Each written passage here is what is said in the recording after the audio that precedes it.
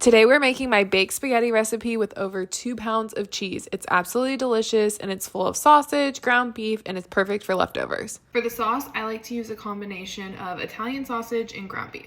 I'm gonna add about 1 pound of ground beef. I'm gonna let this start first without the sausage because it's still a little frozen. Now I'm adding a pound of sausage. And you're not gonna drain the grease because that's where all the flavor's at, and we're gonna use it to saute a whole onion. Don't forget to get your water started and give it a nice heaping tablespoon of salt. Okay, I'm gonna season this with some garlic, some Italian seasoning, salt, and a little bit of pepper.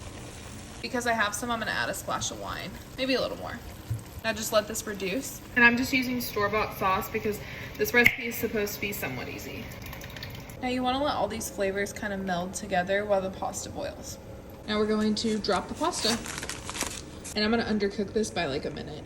Okay, now we're gonna add some cheese and cream to the pasta. So this is 1 cup of cream, 16 ounces of cottage cheese, and of course a cup of Parmesan for good measure. Now we're just gonna stir all this together. I'm also gonna add some of the meat sauce to this as well.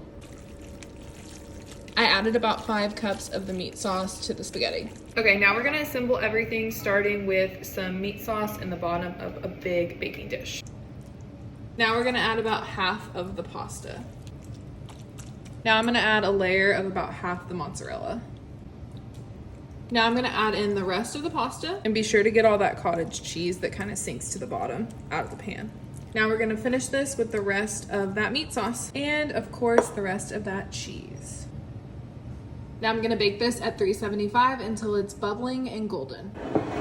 You can find the full recipe for this on my blog, biteswithbrie.com.